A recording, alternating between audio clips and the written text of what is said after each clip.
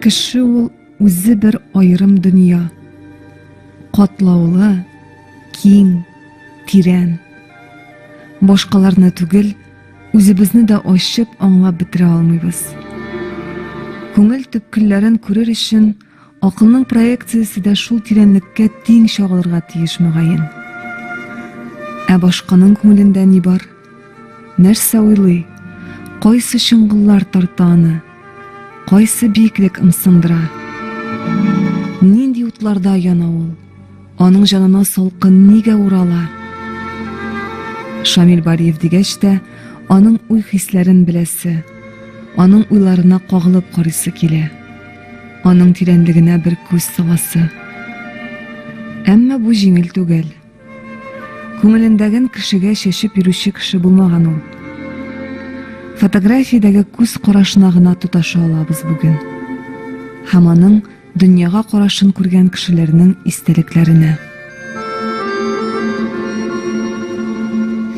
Шамил абый минем күңелемдә ул безнең бит 13 кенә яшь ара. Шуңа күрә ул минем күңелдә менә шундый бик чибәр, төз озын буйлы, кара бөдрә чәчле, гүләч елмаучан йөзле. Шул ук вакытта ул үзе тыйнак, тотнаклы, зыялы шәхес булып калды минем исемдә. Ул үзе дә бик чибәр кеше, матур кеше иде. Һәм аның тормышка карата, дөньяга карата, кешеләргә карата мөнәсәбәте дә бик матур иде. Ул бик кешелекле кеше иде, бик эшчән, тырыш кеше иде. Шат, җыр күңелле, нечкә күңелле. Үскәндә без Шамилнең табада пешкән кыймак ише әйберләрне ашамаганлыгына аптырый идек. Сүгеп тә карыйбыз, юк, тыңламый. Инде үсеп җиткәч, әнинең пешергән әйберләрен тәмләп ашаганда әйтте. Кул майга буяла дип ашамаган икән улларны. Уйларын кечкенәдән яшереп йөргән бит ул. Шамил Бариевның бер туганы Раиф Бариев чыгарган китаптан бу юллар. Миша буенда учак ягып бәрәңге пешергәндә, Сталин урманында кайын җиләге җыйганда, аягычларына басып сәхнәдә җырлаганда, йөгерә-йөгерә балык тутарга төшкәндә, гел икәү бергә булалар.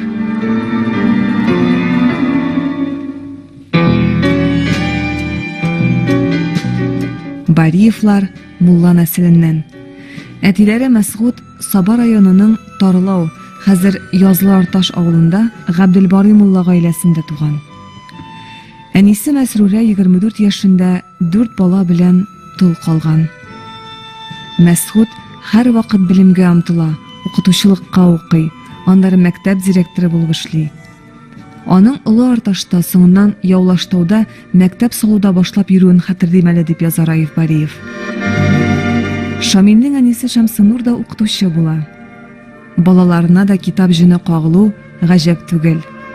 Үзебезнең авылдагыларны укып бетергәч, күршедәге 2 Басуар Таш, Шәбия Ширше авыллары китапханәләренә барып йөрдек дип яза Раиф Бариев. Яңа күчкән авылда китапханә элеккеге мәчет бинасында, безнең өйнең каршында гына. Аның ишеге зур гына аркылы тимер белән бикләнә. Ачканда ул дөбердәп шалтырап идәнгә төшә. Шул тавышны ишетеп, без дә анда йөгереп кирип җитәбез. Яңа килгән китап журналларны беренче булып үзебез алып калырга тырышабыз.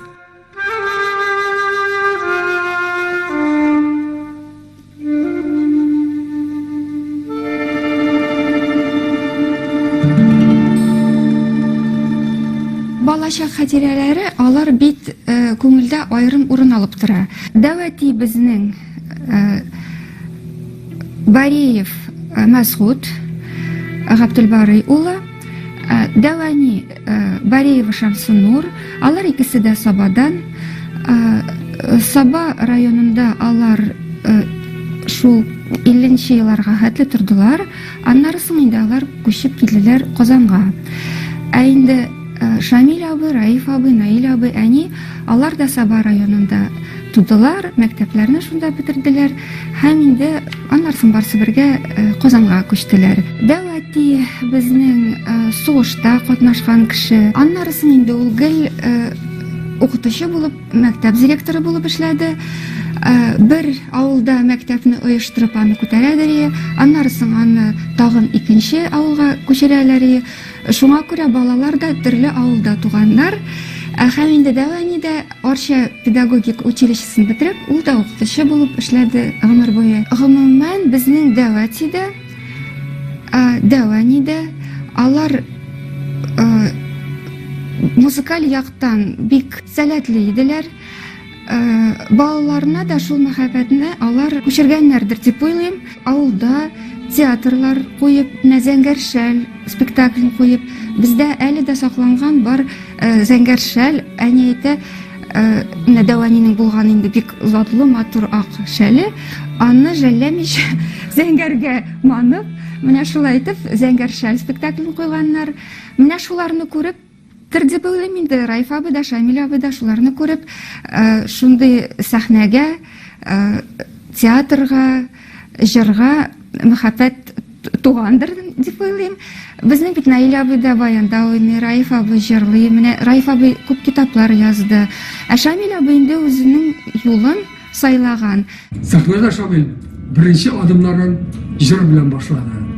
Ул мәгънәле, төрле күренешләр чагылдыра торган җырлар тыңларга, аларны үзе дә җырларга ярата иде. Мәктәптә укыган чакта аның җырлаган Мәтиләр, Бәррәңгә исемле җырларын Сабак районының Яблаштау авыл кешеләре әле хәзер дә хәтерли. Аның иҗатын яраткан авылдашлары Шамилгә багышланган музей оештыралар. Аның исемен ул яшәгән урамга бирәләр. 13 яшында Казанга күчеп килгәч, Ленин исемендәге хорда җырлап, тиз арада аның солисты булды. Һәм хорның концертларын да алып бара иде. Ленинградтагы театр, музыка һәм кино институтына татар театры студиясенә студентлар кабул итә торган булалар. Мәктәпне тәмамлап, Шамил имтиханга юнәлә. Абыйсы Раиф истәлекләреннән. Шамилнең артист булырга теләге бик көчле иде инде. Фатих Хөснинең йөзек кашыннан үзек ятлады, Әхмәт Фәйзинең оста дигән мәсьәләне өйрәнде. Кабул итү имтиханнары 3 турдан тора икән. Беренче турдан Шамил үткән. Мин хәтерлим, Шамил абый сөйләгәнен, экзамендә аңар шиби булып, тауык булып булырга кушканнар. Ул аны күрсәтәдер. Менә шулай итеп күрсәтте. Чынлап та бик ошаган. Тауыкка кулларын да шулай күрсәтеп, тавышлары инде чын әтәч тауык. Аларның имтихан тотканларын Галиәсгар Камал театры артистлары да карап торганнар. Соңыннан Рауил Шәрәфиев Шамилгә бармагы белән төртеп күрсәтеп әйткән: "Миңа калса, бу егетне мин хәзер үк алыр идем" дигән. Менә шулай итеп экзаменнар, имтиханнарны биреп, менә шулай итеп институтка алганнар. Һәм 70нче елга хәтле инде ул, 68 булгандыр ул, Ленинград театр, музыка, кинематография дигән институтка Шамил абый укырга китте. Шамил белән без 68 елны театр институтына кергәндә имтихан тапшырганда таныштык. Беренче күрүдә үк ниндидер бер эчке тоемлау белән мин Шамилне шул кадәр үз иттем. Читтер гомерем буена менә шундый кешене дус итәргә тартылган кебек иде күңелем, һәм ниһаять менән таптым кебек тоелды. Шамил белән без Ленинград театр институтында укыдык 5 ел. 5 ел буе бергә тулай тракта бер бүлмәдә яшәдек. Шамил ул ни өчен минем иң якын дустым булып китте, чөнки аңарда мин үзем теләгән сыйфатларны күрдем. Ул гаять кешелекле, гаять дәрәҗәдә зыялы, интеллигент иде. Ул аның әти-әниләре укытучылар иде. Ул гаиләдә дә алгандыр ул тәрбияне, ләкин андый бер гаиләдән генә килеп бетми бугай, ул тумыштан ук кешедә булырга тиештер. Әлбәттә, әти-әниләре дә шундый иделәр инде. Әнисен мин әле беләм, әтисен белмим, әлбәттә, әтисе вафат иде инде. Шамил Безнең курста иң сәләтле студентлардан санала иде. Укытучылар да аңа зур өметләр баглыйлар иде. Һәм диплом эшләрендә дә аңа баш рольләр бирелде. Ул Островскийның күптән яуган акча дигән пьеса буенча эшләнгән спектакльдә баш роль Крутицкий башкарды. Һәм 5 ел уку еллары артта калды. Һәм без бәхетебездәндер инде икебез дә Шагали Сәркамал исемендәге татар академия театрында эшкә алындык. Һәм шактый гына еллар бергә эшләдек. 15 сентябрь 1972 ел. Ленинград. Бүген минем иң шатлыклы көннәремнең берсе, Гөлфия. Һәм бу көнне миңа синең хатын алып килде. Менә хатыңны ничәнче кат укыйм, укыган саен үзеңне күрәсем, күзләреңә карыйсым, кысып кочаклыйсым килә үзеңне. Кочаклыйсы иде дә, күзләрне йомып, гаҗәп, сихри дөньяга кирип китәргә иде.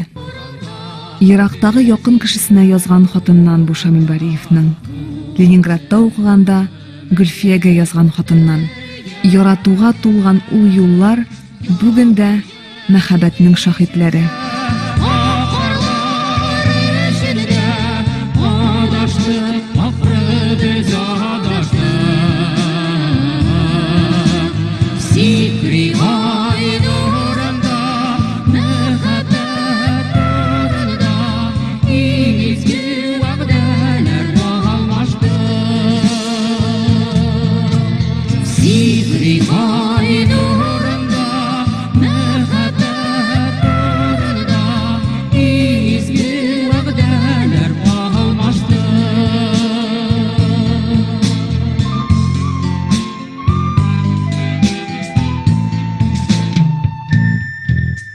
Bu xatlar onun Leningradda okugan şiirler idi.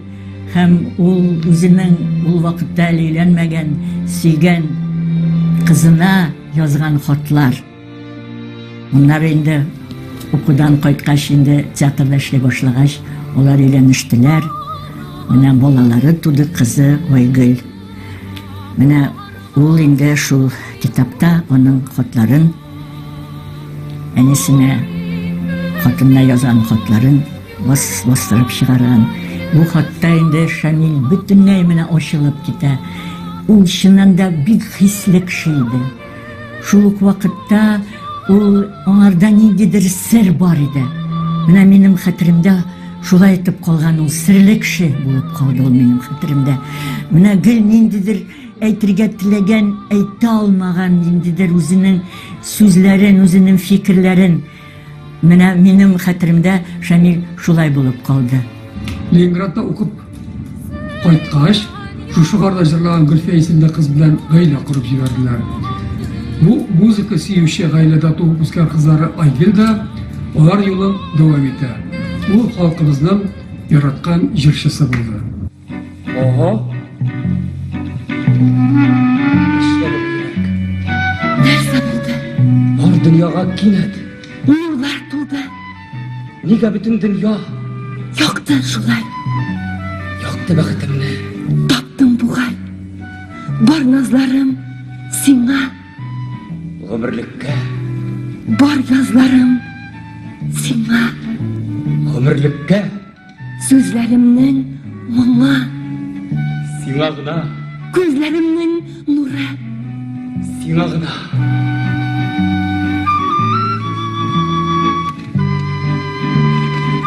Нәрсә? Кыйммәтме әллә? Yok, arzan. Bir сум тиен бирегез. Рәхмәт итегез. Сезгә миннән 2 сум акча. Ага. Сезгә 50 тиен кайтарып бирегән. Бәлки мин иртәгә генә килеп чыгармын. Ни өчен тагын? Сезнең бүген вак акчаларыгыз юк икән. Ярый, хушыгыз. Әсме шәкатьләмәгез. Мәгез. Рәхмәт. Пижон. Нәрсә дидегез? Юк, мин бер сүз әйтмәдем. Юк, сез хәзер генә нидер әйттегез бит. Әйттем шул. Ая? Ой, Biri de isse, mine şidar hal yok. Şun kadar da isse. Ахысы. Бик дөрес. Bir isse. Бир дә бик иссе. Барыбызга да бик иссе. Сезгә дә иссе, миңа да иссе. Барыбызга да бик иссе. Хәтта пижоннарга да бир дә бик иссе. Ой, гафу итегез. Мин сезне үпкәләтергә теләмәгән идем. Үзегез ич. Ә мин үпкәләргә уйламадым да. Ә сез чынлап үпкәләмәдегез. Чынлап билгеле. Ә ни өчен үпкәләмәдегез? Чын пижон булганга күрә үпкәләмәдем. Бәйләве өчен рәхмәт. Сәламәт булыгыз. Ханым, хушыгыз.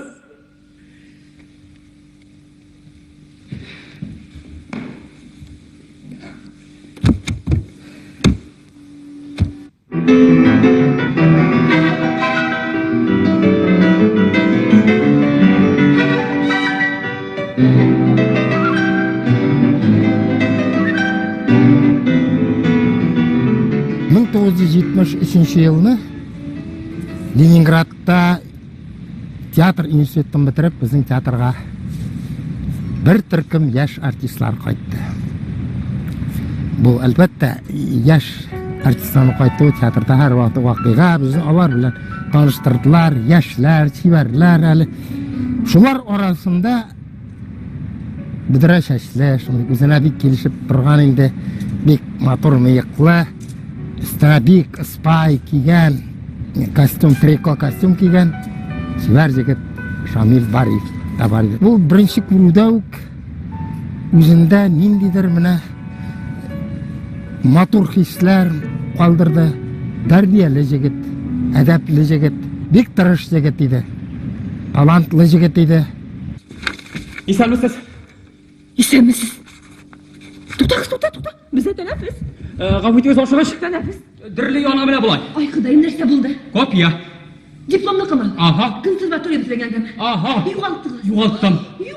Югалтыгыз. Папкасы белән бергәме? Папкасы белән бергә беләсең, ул шундый шома иде, нәләт менә автобустан төшкәндә калган. Нәрсәгә сагасыз бу? Бумы? Бу. Ай! Йылан. Юк. Йылан? Юк, беләсезме? Минемчә бу папка. Папка. Ах, папка. Бу папка. Ах, сезнең. Yok, bu papka, lakin bu bit bilasizmi? Bu bit ikinci papka. Сезнең папкаларыгыз бик күп икән. Bizde papkalar bir bokşa. Каян килә сезгә шул кадәр папка? Bizde papkalar bir bokşa.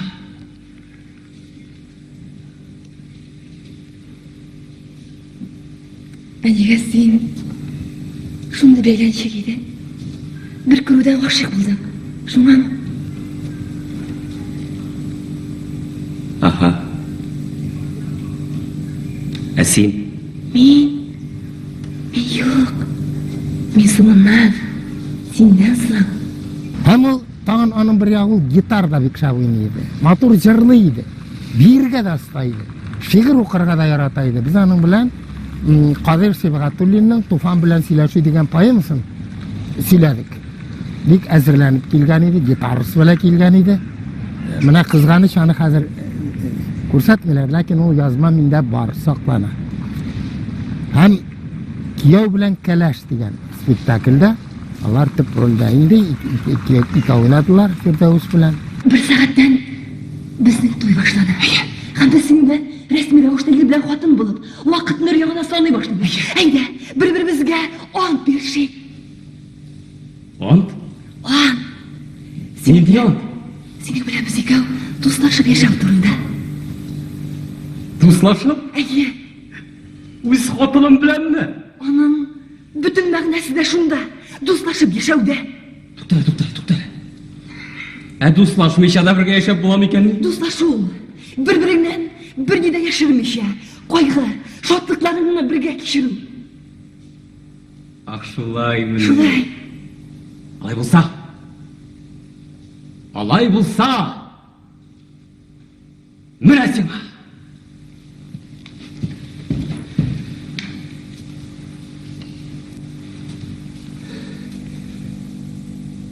Men ont etam yorolgan kun bilan. Men ont etam so'nggi kun bilan. Men ont etam xiyonat, xo'rlik, haqliq tantarasi bilan ont etam.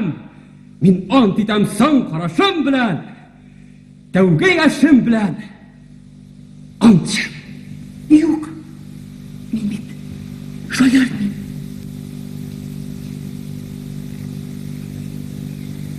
Ярый. Әйткән кабул булсын.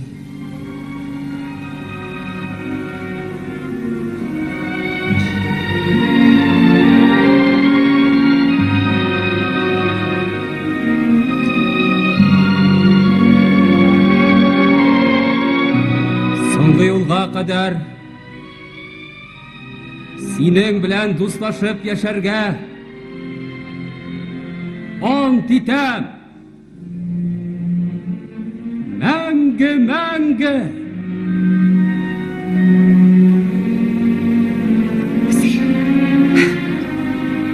Әйе, мин дә ант итәм. Без бәхетле булырбыз. Шулаймы? Ул бик күп нәрсәләрне аны санап утыру мөмкин түгел. Ләкин менә бер-ике өреле минем күңелдә кала. Ахыр заманда инде ул Ирназар, аннан соң кияү белән кәләш спектакльсен телевидениедә бирәләр. Рәхмәт яусын сезгә. Ул спектакльне анда Шамилнең инде менә бөтен мөмкинлекләр булган күк. Иң матур чагы Фирдәвес белән бергә төшкән спектакль калды. Бик зур истәлек булды.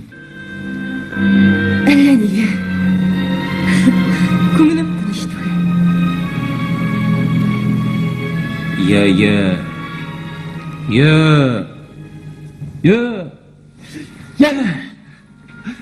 Бөтенләй көтмәгәндә, мин башта шанамны йөрдем. Әле сиңа күченеп килгәч тә, үземнең ирем, гаиләм бар дигән фикергә күнегә алмый тордым.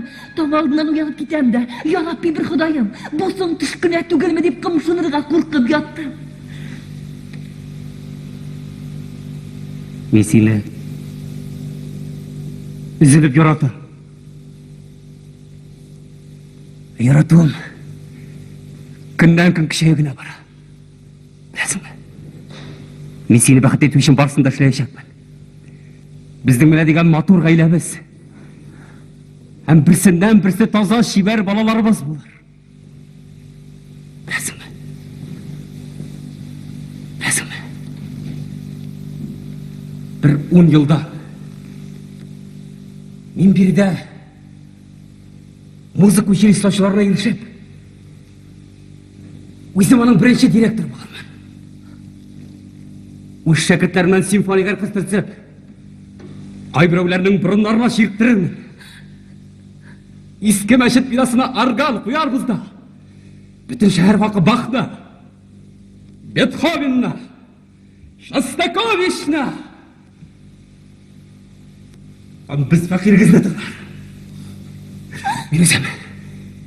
Мен өзім музыка yazıp, өзім дирижерлік етешекпін. Әсейін,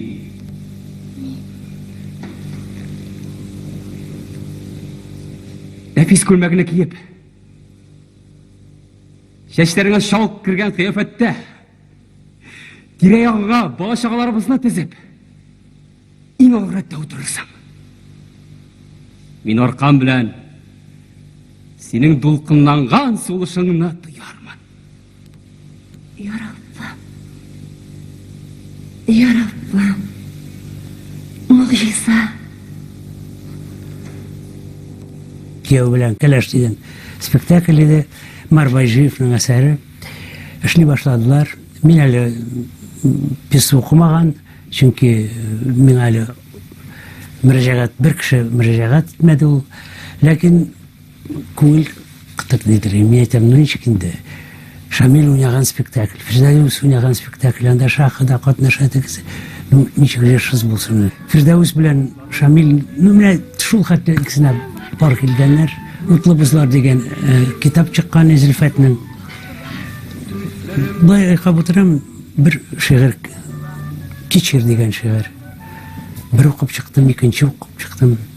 Назларымны кичер сыңардылар, күзләремне кичер соң бактылар. Һәм менә шулай мин әйтәм, карале, вот менә бу була. Беренче көннән җырны язган инде, алып килеп Шамилга беренче булып тыңлаттым. Шамилның күзләре Булды Фуат, булды. Менә нәрсә эшләргә дип белмидер. Менә шул җырның спектакльнең азагы дип инде Шамил шуны әйтте. Беренче көннән әйтә. Фуат абый, ну, башына да кирәк бит инде.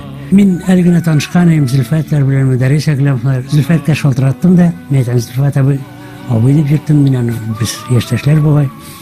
Менә шундый хәл, публика просит, артистлар сорый, мен әйтәм, шул җырның менә темп, ритм башында нинди, чтобы ах дигән менә беренче күрдә гашык булдым дигән сүзләр.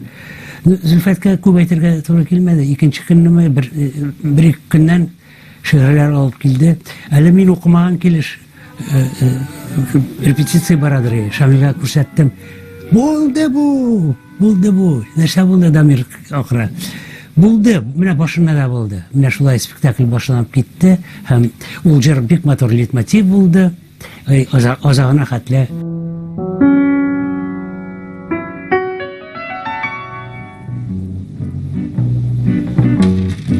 Yazlarımdı kişi, Сыңардылар, yazlarımdı kişi, сыңардылар, gözlerimdi kişi, соң бақтылар, sözlerimdi kişi, елаттылар, буш булғаны өчен, aramna, кушылмауы өчен, aramna, ашыққаны өчен, yollarımna, ашықмауы өчен. uylarımna. La la la la la la la la. Varsın da kişi yalap görüp, bin kişirgen hafu iken görüp.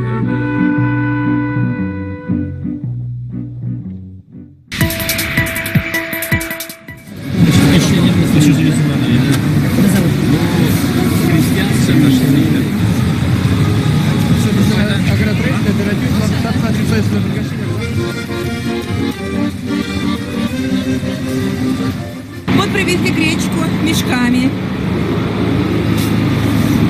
Гречки завалом. У меня друзья попросили купить и так далее, так что вот вообще проблем нет.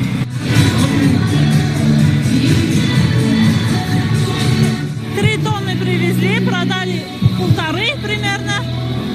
Поберут хорошо, народу много. Лук купила. Подешевле все-таки. Песок здесь вот на ярмарке подешевле. Мясо вот много купили. Купили окорочка, помидоры, огурцы. Бик талантлы, бик таләпчән үзенә карата, театрга карата, артистларга карата. Менә әлбәттә аның шактый уйнаган спектакльләре, тик ахыр заман спектаклендә инде. Менә классика Мольер Шекспирның әсәрендә уйныйдыр. Оннан соң минем хәтеремдә калган Асыл ярда. Менә анда да ул җырлый иде. Гомумән моңлы кеше иде. Газиз, син мин кергәндә нәрсә язып утыра идең? Укып утыра идем. Юк, язып утыра идең. Минем турыда. Телисеңме, мин аны укыйм. Әгәр дә бу әрсезлек булса, кирәкме? Мин аны былай да беләм. Аны миннән башка беркем дә белми.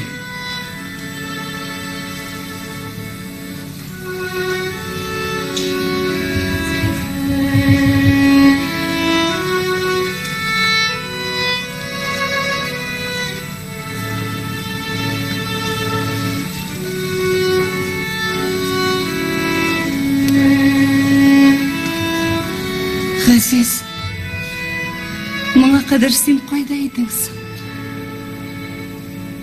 Мин мөхәббәтемне Аллаһ исәнлеге бирмәдем.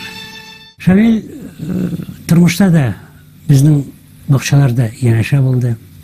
Якты кеше, сер сакламыйдыр. Әйткәнне сразу әйтәдер, ләкин менә үзара менә сөйләшми йөрү, андый нәрсәләр юк бездә. Яраттым аны мин артист буларак, җырчы буларак. Чөнки ул җырлаган җырлар безнең репертуарга керде. Менә башкорт җырлары, татар композиторларының җырлары һәм чүп җырлар юк. Үз ягыма кайтсам, җиргә ятып, тыңлар идем үлән үскәнен, тыңлар идем чалгы тавышларын, тәүге искән кичке җилләрен. Tağlar idem çalgı tavışların, Tevge iskel kişki jillerin. Аның бөтен кыяфәте, тышкы кыяфәте, үзенең тотышы, хатын-кызга мөнәсәбәте аның бөтенләй башка иде. Алар чөнки Ленинградта укып кайттылар инде, бәлки шуның да шаукымы булгандыр. Әмма ләкин миңа калса ул гына түгел, алар гаиләдән килә аның, шундый нәселдән килә аның, шундый интеллигент кеше булуы. Ничектер без театрга бер вакыттарак килеп кердек. Шамил бик шибәр иде ул. Бик шиб, карачәч, бөдрәчәч. Но шын ир егет иде, джентльмен дип әйтәм. Хатын-кызга мөнәсәбәт аның бик җылы иде. Аның авызыннан бер кашанда начар сүз ишетмәдек без. Ул бәлки башка кеше начар сүз әйтсә дә, ул шунгады аңа шакката иде. Аның өчен шунгады ул кыргый иде. Аның өчен шунгады зур трагедия иде. Ул шунгады күзләрен ачып, шунгады шаклар ката иде. Менә ул сүзгә ничек шундый сүзне әйтергә мөмкин? Әле хатын-кызга булса бигрәк тә инде аның өчен бик зур трагедия иде ул. Менә шундый кеше иде. Миңа ничектер аның белән спектакльләрдә уйнау туры килмәде, ләкин безнең ул вакытта театрда бик нык концертный программалар була торган иде. Без һәрбер гастрольләрдә, гастрольне япканда зур концерт эшли торган идек. Спектакльдә нәзекләр, җырлар, биюләр дигәндәй менә шундый хушлашу концерты була торган иде безнең. Бик уңыш белән барадыр, аны халык бик көтеп аладыр. Без кайвакта көненә 2 концерт бирә торган идек. Бер халык чыгып китә, икенчесе керәдер, толадыр, менә шундый концертлар була торган иде безнең. Узак еллар без аның белән шул концертларны алып бардык. Текстлар бик күп иде, аларны бит әле ятларга кирәк барысында. Шамил ярдәмчел булды ул. Бергә дуэтлар җырлый идек без, ничектер безнең тавышлар туры килә иде. Без бер-беребезне ничектер менә онытып җибәрсәң ярдәм итеп шулай бит дигән булып, без инде аның үзенең нечкәлекләре бар инде аның. Аның белән җиңел иде. Кеше буларак бик әйбәт кеше иде. Ул гел яхшыга тырышты. Син безгә ышанмыйсыңмы, Гали?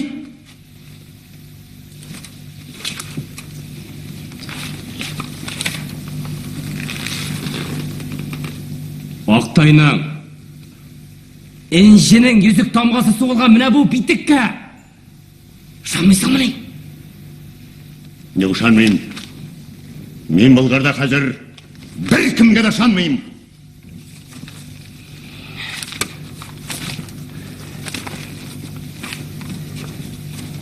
Мин сине сугышчы вә шагыйрь дип белә идем.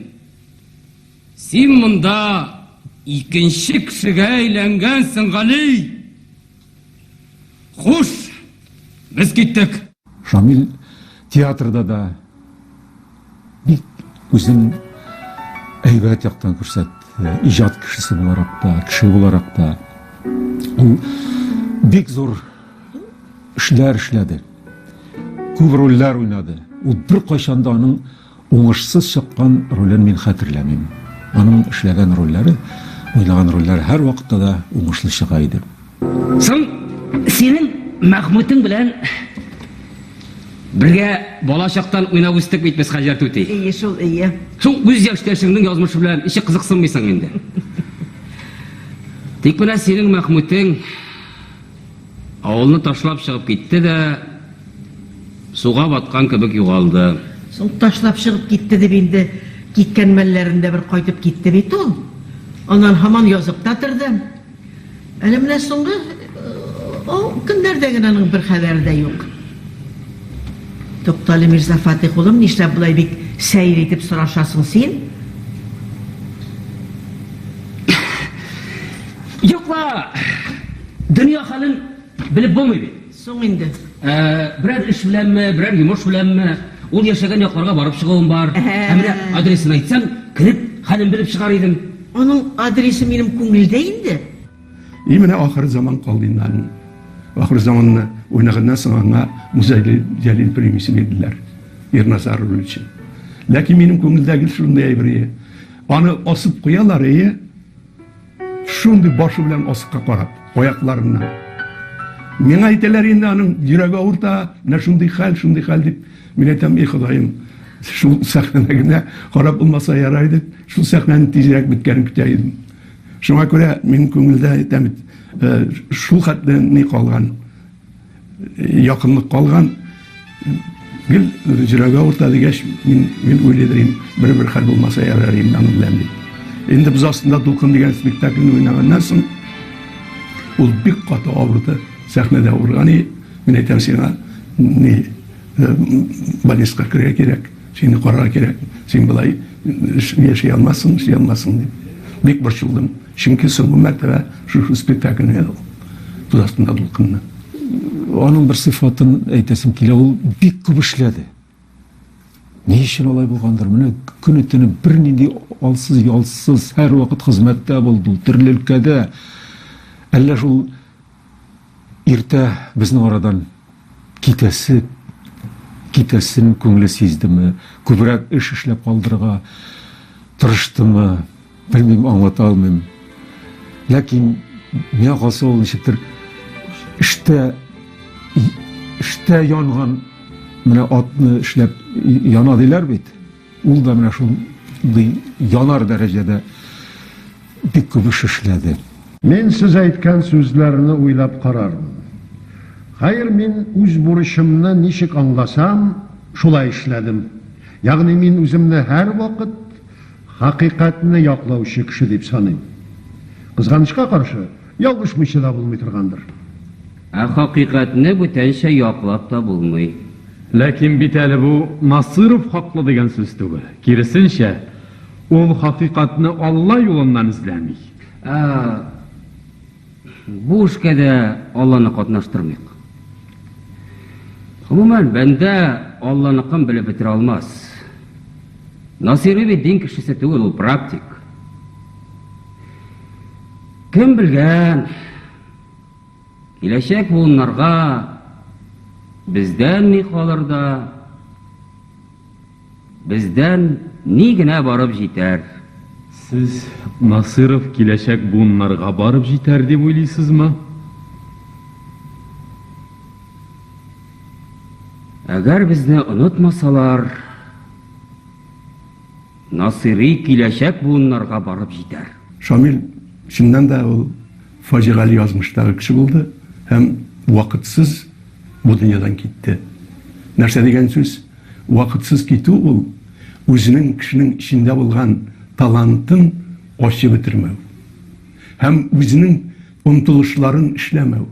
Һәм максатына ахырына җиткереп эшләп җиткермәү аны шул хәтле борчыды. Ул бөтен эшен эшләде. Университетта укытты, актер факультетын алып барды. Телевидениедә төште, радиода язды, инде кинода дубляж белән шөгыльләнде. Татар телендә фильмнарны дублировать итте. Менә күз алдына китерегез. Иртәдән башлый, кичкә хәтле эштә эш. Мин инде уйлыйм, ул шул семьясын карар өчен, яшәр өчен кирәк тә булгандыр дип. Ләкин берәйбер кала, аңа эш кирәк булган. Ул эшләргә тиеш булган. Тындык эшләр була, алар эшсез тора алмый. Эшсез аның җаны тайпыла, шайкала, гомумән үзен кеше итеп сизәлми. Эшләгәндә генә үзен кеше итеп сизә. Менә шул вакытта гына мин уйлыйм, аның шулай чыннан да эшләгәндә ул үзен кеше итеп сизгән дип. Ул ничектер бер кашанда кеше белән үзенең эчке дөньясын бүлешмәйдер менә бер кашанда. Нәрсә булгандыр аның тормышында, нәрсә аны борчыгандыр, ул бер кашанда кешегә сиздермәде, дәшмәде. Ул әкертен генә бөтенесен үзенә җыеп барды. Соңгы мәртәбә ул ничектер менә шул эчке кичерешләреннән ул каралып китте дип тә әйтер идем мин. Менә ничектер аның йөзе караңгыланды. Бәлки алай кирәк булмагандыр, бәлки кай вакытта кеше белән бүлешергә дә кирәк булгандыр үз тормышыңда инде. Әмма ләкин ул менә бөтен кичерешләрен бик якты итеп сәхнәдә чыгара иде. Аның менә плахадагы роле миңа калса ул бөтен эчтәге менә халатын шунда чыгарды. Ул шундый трагедия уйнады. Аны менә ничектер әйтеп бетерә торган түгел. Менә күрәсең кешегә әйтә алмаганны ул сәхнәдә әйтергә тырышты. Һәм шуның белән бәлки бушанып та калгандыр менә шул сәхнәдә уйнаганда. Шамил белән без һәр вакыт аралаша идек инде. Эш серләребезне дә сөйләшә идек. Ләкин ул ничектер күңелен бөтен кешегә дә ачып сала торган кеше түгел иде. Менә читтән дә иштән мин алган кешеләрдән, башкалардан йомылып яшә дип әйтәләр, ләкин минем белән алай түгел иде ул. Без уртага салып барысында иҗат эшләрендә, гаилә хәлләрендә һәммәсен уртага салып сөйләшә идек, бер-беребездән бер нәрсә дә яшерми идек. Ләкин аның менә шул серләрен, ниләрен башкаларга сөйләмәү гадәте, белмим, бәлки ул теләсә кемгә сөйли алмагандыр. Әмма дә ләкин безнең арада серләр булмады. Яхшысында, яманында, кайгылысында, шатлыгында бөлешә идек. Мин аның бик күп серләрен, яшерен уйларын беләм. Һәм әле дә мин аларны кешегә ачканым юк. Үземнең күңелемдә саклыйм. Гаиләсенә карата, баласына карата бик тә игътибарлы иде. Кайчандыр алар мине үзенә кунакка чакырганнар иде. Без бер ишек алдында торадык алар белән. Менә мин хәтерлим, аның хатыны Гөлфия уйныйдыр фанода, пианинода, а Шамил җырлыйдыр. Аның менә истә калган шул бер җыры аның җыры гына. Шундый кайгыртучан иде һәрбер кешегә карата. Аннан соң менә мин әйтер идем тагы бер сыйфатны. Урамда олы кеше булсынмы, кеше кеше булсынмы, ул туктап, сөйләшеп, һәрберсенә подход табып, балалар бик нык ярата диләр әтине. Белмим, менә нәрсә белән ул аларны шуның хәтле үзенә тарта ди. Ул ихласлыктыр һәм чын иде ул. Аның менә ташып торадыр эмоциялары. Ул бер нәрсәне дә яшермидер. Ачуланса, ул маус тутырып ачулана беләдер. Мактаса, мактыйдыр. Һәм аны менә бүгенге көнгә хәтле студентлар да нәкъ шул сыйфатлары белән искә алалар. Күрешкән сайын мин алар белән аралашып торам. Элемтәдә бик күп сыйфатларга өйрәтте мине әти. Гитарада уйнарга әти өйрәтте. Шахмат уйнарга әти өйрәтте. Балык тотарга әти өйрәтте. Аннары соң бик ул бит балыкчы иде.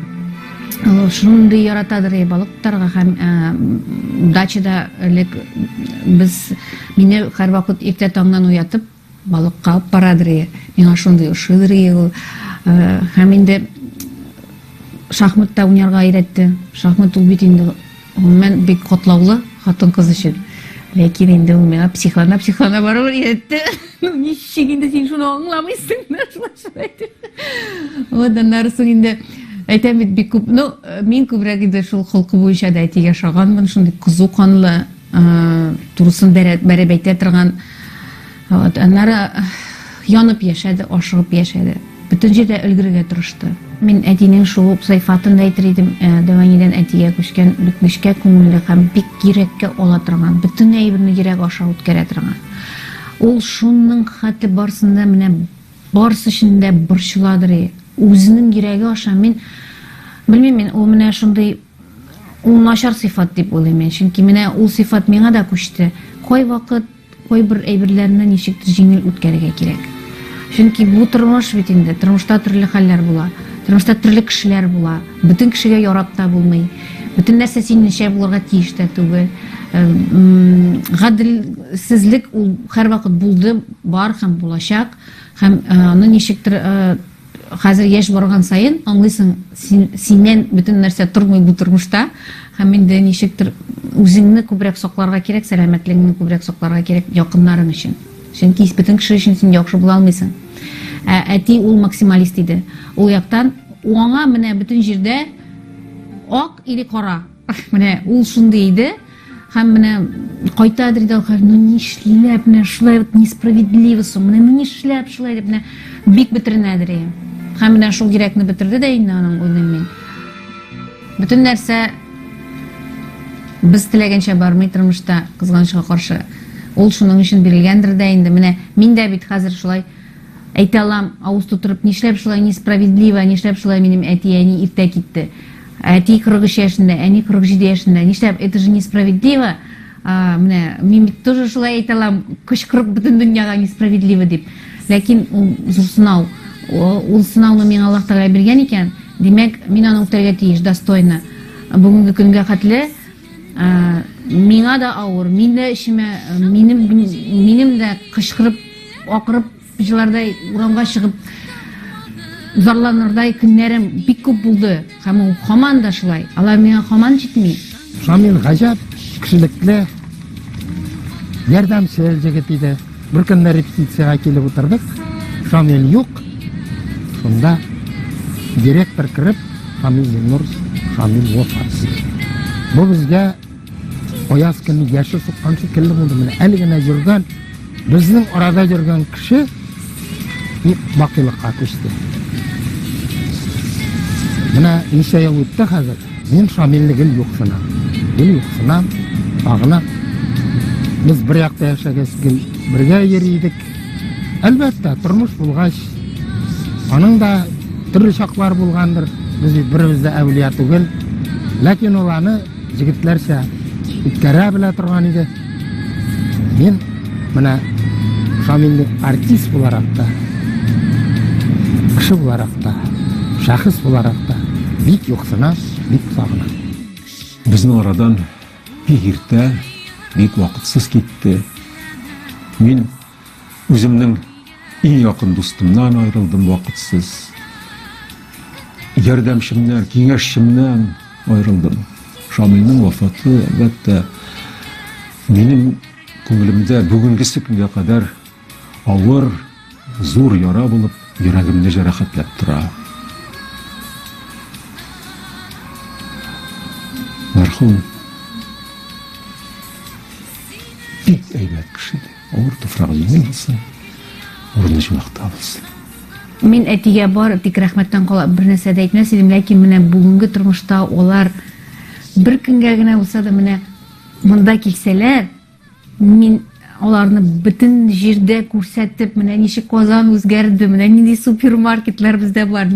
Чөнки алар бит шундый авыр заманада менә яшәделәр. Шуңа менә бу рәхәт заманада әз генә дә яшәтерләр идем. Менә чит илләргә алып барыр идем, ял итәргә, менә дөньяны күрсәтер идем. Менә шул гына кызганыч калганы инде. Алар бик тә матур тормыш яшәделәр. Әткәй бәгърем тагын сиңа килдем, сөйгән гөлләреңне китердем. Син бит әткәй мине артык сөйем, шул гөлләрдәй назлап үстердең. Без бит менә әти-әни яшәгән квартирада яшәдек, Татарстан урамында бик күп еллар. Миңа анда бик авыр иде. Мин анда яши алмадым. Миңа бөтен җирдә алар кебек иде. Менә мин шуны гына сөйлисем килә, менә бер шундый истәлекле момент. Без теге квартирадан күчкәндә Һаман да шуны сөйләгәндә менә постаннарым чыга прям менә соңгы көн инде без әйберләрне җыйдык, утырдык, менә шулай утырабыз. Әйтәм, все хушлашабыз, и белән монда бит минем бөтен балачак, бөтен яшьлек, бөтен нәрсә үтте һәм кухняда тәрәзә төбенә теге яктан ике күгәрчен килеп утыра. Менә шаккатмалы менә валлаһи хәзер әйтәм менә кинода төшерәләр, кинода да алай булмастыр. Утыра ике күгәрчен. Безнең балконнан чыгып карап була кухняда ягын. Һәм мин балконга шыпырткына кереп, менә шулай карыйм кухняның тәрәзәсенә. И утыралар гөрләшеп, и берсе ата, берсе ана. Шундый зак утырдылар. Мен әйтәм, әйтүләр әнинең җаны килде саулашырга. Шунлап торып та менә бу йортка күчкәч, менә минем балаларым да аңа шаһит. Бик күп еллар минем туган көнемә безнең өйгә я күбәләк, я берәр нәрсә очып керә. Бер елны хәтта кош очып керде балконнан. Нәкъ туган көнне. Менә ул белмим мин, бу әкият тә түгел, бу чын барлык һәм мин моны әллә каян уйлап табып сөйләмим. Әйтәләр бит менә алар бөтенсен күреп торалар, алар бөтенсен менә ул ни бар, связь бар. Ул чынлап та шулай. Бар мин аны тоям.